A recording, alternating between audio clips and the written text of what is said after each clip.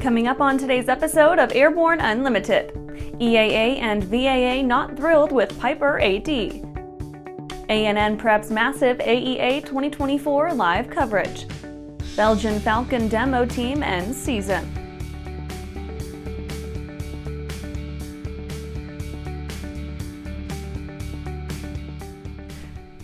Welcome to Airborne Unlimited. I'm your host, Holland Lee. Let's get into today's stories.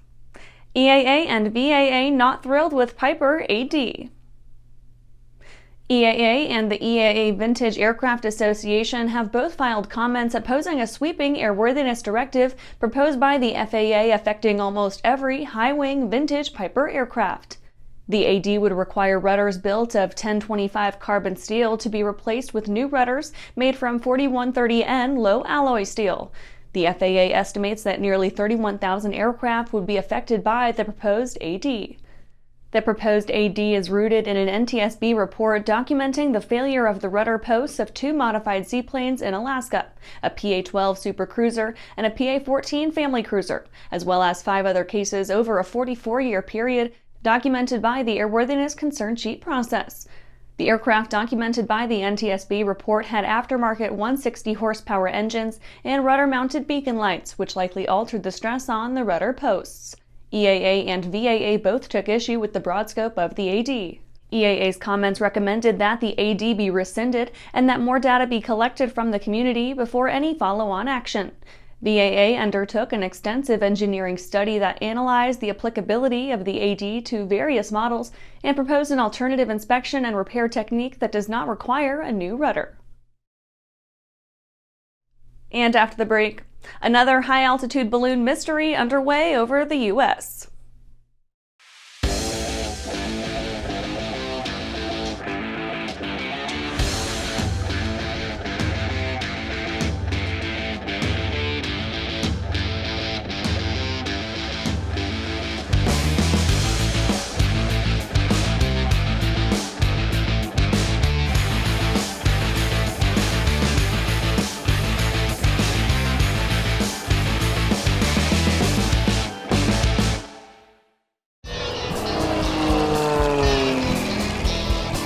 There's a lot of places I get to at the end of the runway or in turnarounds that I need an engine running. So for me, it's very important to have a product that I'm absolutely confident with. I am very confident with the Trailblazer propeller. And when I'm flying air shows, I know that propeller is going to be right for me.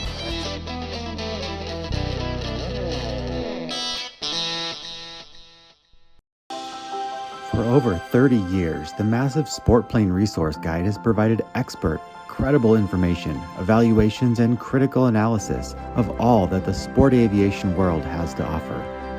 The all-new digital Sport Plane Resource Guide is coming with extensive multimedia features that are constantly updated, an even more comprehensive online guide to all things sport aviation.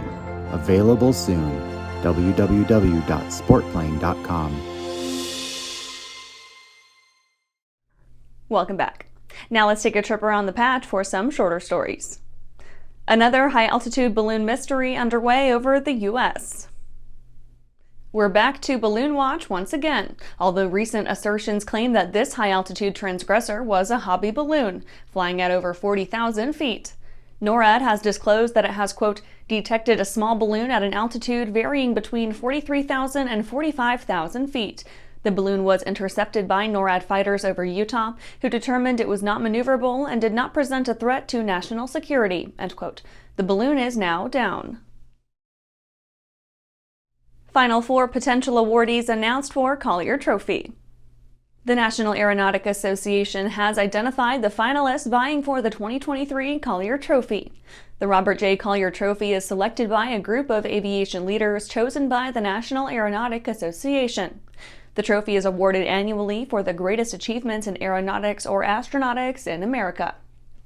The finalists for the 2023 Collier are magniX for Magni 650 Electric Propulsion Unit, NASA, University of Arizona, and Lockheed Martin for the OSIRIS-REx team, Reliable Robotics for Advanced Autonomous Flight Systems, and United States Air Force for the X-62A ACE team. Dyer internships open for applications.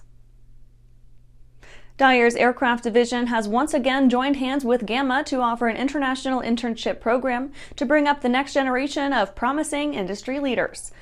The program plucks lucky students from around the world in a transatlantic program to land them in the beating heart of aviation manufacturing. This year, 2 students from North America and Europe will be selected for placement in 8-week assignments in areas of interest around a variety of Dyer aircraft facilities. Blue Origin debuts New Glenn. Blue Origin's New Glenn vehicle was successfully rolled out and upended for the first time last week on the pad at Launch Complex 36. This milestone represents the first view of the advanced heavy-lift vehicle, which will support a multitude of customer missions and Blue Origin programs, including returning to the moon as part of NASA's Artemis program. The upending is one in a series of major manufacturing and integrated test milestones in preparation for New Glenn's first launch later this year. Well, that's it for today's trip around the patch. Let's get back to the rest of the news. ANN preps massive AEA 2024 live coverage. It's that time of year, and we're just weeks away from ANN's annual live webcast of the uber-exciting Aircraft Electronics Association Convention and Trade Show, where all the real cool things in the avionics world are seen for the first time. And again, we're doing this live. Starting at 8:30 Central Time on March 19th, ANN will start programming live from Dallas, Texas, and will offer first looks at upwards of 30 or so companies participating in the ever-exciting new product introduction session. This is where the most exciting avionics developments can be seen for the very first time. On the 20th and 21st, ANN will follow up with a daily 3-hour interview session, reaching out to the newsmakers in the aviation electronics world to get more detail and insight. This is our 16th year of our live webcasting partnership with the extraordinary staff of the AEA, and the event continues to be one of the most exciting and newsworthy events we cover. The live programming can be accessed each day at airborne-live.net and will be immediately available and archived on both the ANN and AEA YouTube channels. More info, including the Day 2 and Day 3 schedules, to follow. And after these messages, Belgian Falcon demo team ends season.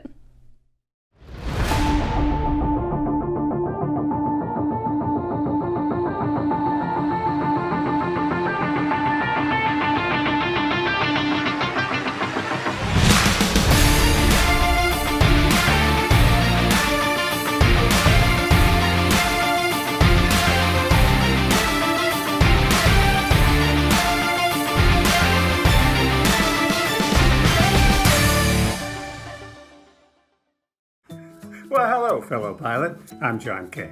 And I'm Martha King. You know, we've all had our flying lives disrupted lately. Well, King Schools is here to help you stay up to date with courses that you can access on your desktop, iPad, or iPhone. If you'd like a refresher or just want to expand your aviation horizons, we have a course for you. So head over to kingschools.com/rusty today for details.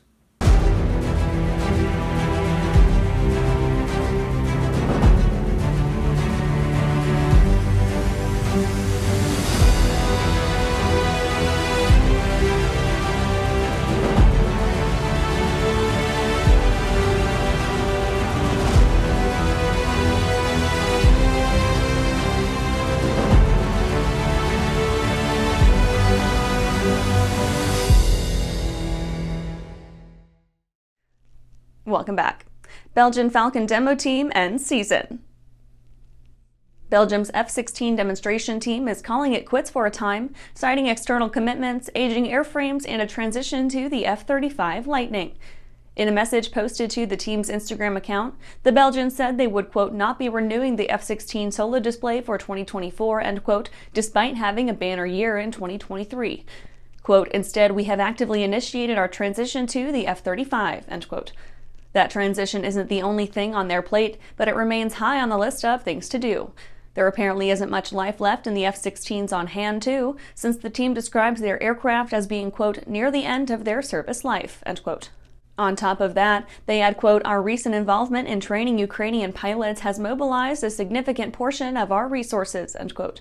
That's a pretty full plate for a fairly limited scale Air Force, leaving the distinctive green Viper livery retired for the foreseeable future. Quote, "Our primary focus now is on training our fighter pilots, fulfilling our operational commitments, and transitioning to the F-35A. We express immense gratitude for the dedication of our last F-16 demonstration pilot, Senior Captain Steven Vriesky de Vries." And that's our show for today. You can catch episodes of Airborne on YouTube, Roku, or Fire TV. Just search for Aero-News or Airborne, and don't forget to follow us on social media. Thanks for watching!